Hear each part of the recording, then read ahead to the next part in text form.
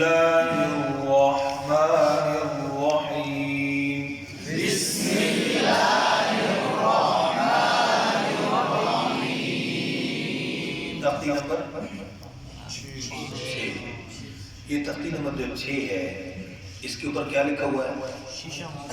مشق. کیا لکھا ہے؟ مشق کا معنی کیا ہے؟ آج کل انگلش کا دور ہے، پریکٹس. کیا ہے بھائی؟ مشق کا معنی پریکٹس.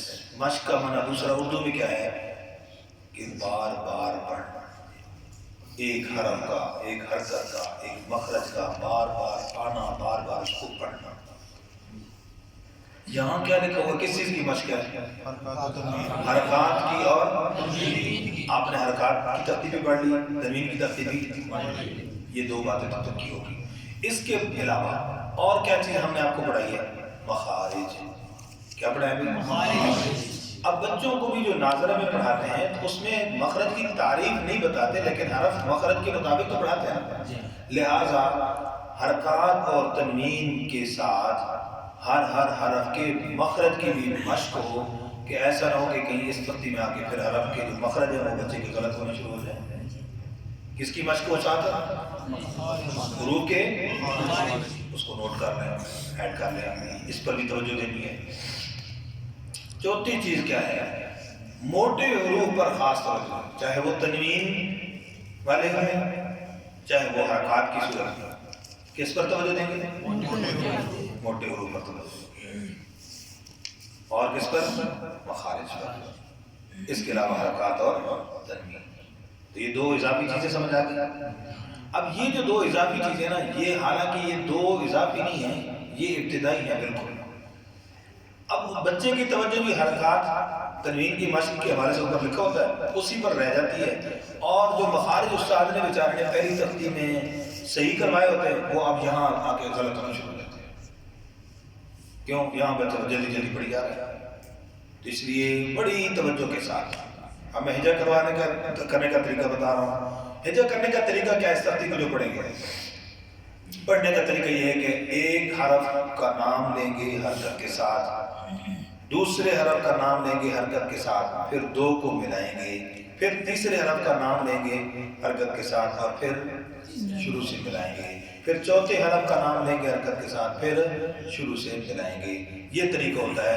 ایسا نہیں کہ مثلا حمزہ زبر آ با زر با دا دو زبر دم سارے اکٹھے پڑھ لیے اور اکٹھا نام لے لیے اور ایک ہی مرتبہ پڑھ لیا. ایسا طریقہ درست نہیں ہے. تو درست طریقہ، کتابی طریقہ اساتذہ کا بزرگوں کا جو چلا رہا ہے وہ یہی ہے کہ پیچھے سے بار بار ملا کر. سمجھ آ گیا؟ اب میں کہلوا رہا ہوں جو حروف پڑھے ہیں. حمزہ زبر آ، حمزہ زبر آ. اسی میں سے ایک اہم بات اور کیا، ہر تختی کے اندر شروع میں یہ پھر عرض کرتا جاؤں گا، ہجا کرتے وقت حرف کا نام پورا لینا ہے. حرف کا نام پورا لینا ہے. حمزہ زبر آ، حمزہ زبر آ. با زبر با. با زبر آ.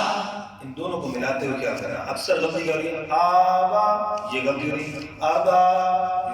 آب اکثر حمزہ کو لمبا کر دیتے ہیں. آبا یہ حرکت کے التفت ہے.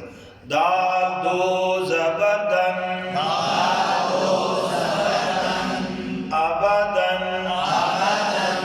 وقف، وقف. ابدا. ابدا. یہ وقف جو ہے اس تختی کے اندر مشورہ بڑے اساتذہ کرام کا یہ ہے کہ بچوں کو یہ وقف اس تختی میں نہیں کروانا چاہیے. اگر کوئی استاد کروا دے تو کوئی حرج نہیں ہے، لیکن کم از کم یہ کہ یہاں پر بچے کو وقوف کی تعریفات وغیرہ ان میں نہیں الجھانا چاہیے.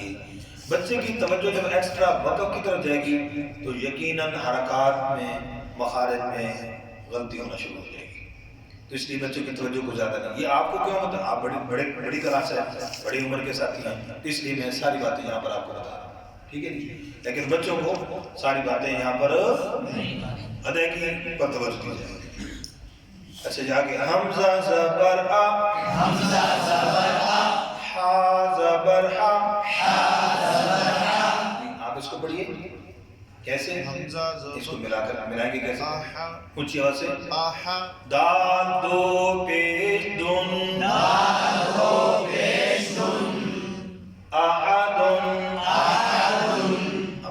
آپ کریں گے ذرا احد اونچی آواز سے احد جی یہ غور کیجیے گا وقف کیا کریں گے احد یہ جو ہے تھوڑا سا لمبا ہوتا ہے اس پر توجہ دیں ایسی ایک جگہ پر پڑھا رہے تھے تو وہاں پر احد الوقت کیا احد یعنی کہ یہ کیا کہتے ہیں یہ ایک قسم کا اپنا سٹائل ہے تو کئی غلطیاں سٹائل کے اندر چھپی ہوئی ہیں بچوں یعنی ایک ہوتی غلطی ہے اور وہ بیچارہ پڑھنے والا سمجھتا ہے کہ نہیں یہ کوئی میرا اپنا سٹائل ہے یہ کوئی خاص لہجہ اس لہجے کی وجہ سے یہ غلطی ہے غلطی ہوتی ہے کسی لہجے کے اندر کوئی غلطی نہیں چھپاتے لیکن کئی باتیں نفسیاتی طور پر اس طرح چھپی ہوتی ہے نہیں وہ لہجہ ہے انداز ہے نہیں یہ غلطی ہوتی ہے سمجھ آئی بات احد احد احد آگے بھی اسی طرح ہجا کریں گے اخذ اب خا کو پر پڑھنا ہے حمزہ بریک خا موٹا دال بریک اخو یہ ہاتھ کے اشارے سے بچے کو سمجھائیں گے بیٹا آواز کو اوپر کرنا موٹا کریں گے اخذ بچے کے ذہن میں ایک تصویر بیٹھ جائے گی کہ میں نے اس کو موٹا کرنا ہے اس کو بریک کرنا ہے اخذ جی یہ اس طرح سے ہوتا ہے جب وقت کرتے ہیں یہاں پر غلطی ہوتی ہے اخذ دیکھو جی وقت اخذ اذین وقف اذن امر وقف امر جی ابدن میں وقف کون سا کیا آگے میں بتاتا ہوں باغات ہونٹ گول نہیں کریں باغات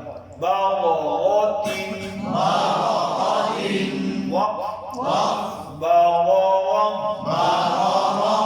جی اب یہاں پر میں وقف کی نام بتا رہا ہوں جیسے یہ احد ہے اخذ ہے اذن ہے امر ہے یہ سارے جو وقف ہو رہے ہیں ان کا نام یہاں پر یاد کر لیں تاکہ اگلی ترتیب آسانی ہوگی وقف بالاسکان ٹھیک ہے جی بتائیے گا وقف بالاسکان تعریف کیا ہے بہت مختصر سی طریقے یاد رکھنی ہے اعراب کی صورت میں آخری حرف کو ساکن کرنا اسکن یسکن اسکان باب فعل سے آخری حرف کو ساکن کرنا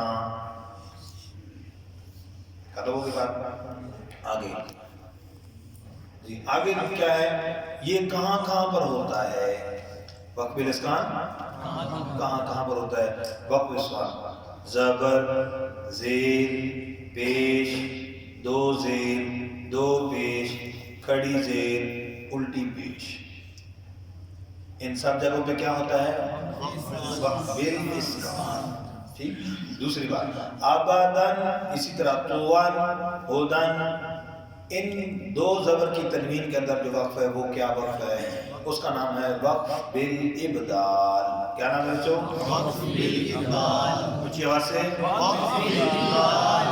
وقف بالابدال تعریف کیا ہے دو زبر کی تنوین کو وقف میں الف سے بدلنا یہی الفاظ ہوں آگے پیچھے نہیں کرنے کے دو زبر کی تنوین کو وقف میں الف سے بدلنا ٹھیک ہو گیا ابدال آگے اس کی مزید وضاحت چاہے دو زبر کے بعد الف ہو جیسے آبادا یا دو زبر کے بعد یا ہو جیسے ہدا ہدا لکھا ہوتا نا ہم پڑھتے ہدا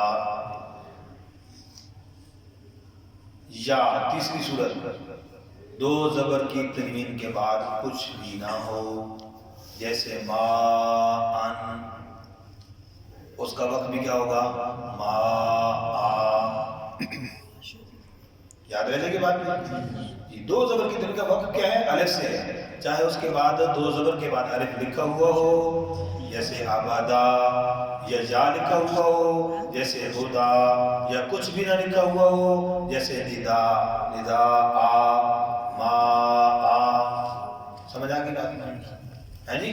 وقف سمجھ آ گیا؟ اس طریقے سے آپ نے اس تختی کی مشق کرنی ہے، اور اس کے اندر یہ اہم اہم باتیں ہیں، آپ نے اس کا خیال کرتے ہوئے مزید جو مشکل حروف ہوں گے اگر کل دیکھ لیں گے، اگر جو سمجھ نہیں آئے گی تو اس کو بھی انشاءاللہ ادا کر کے دکھا دیں گے۔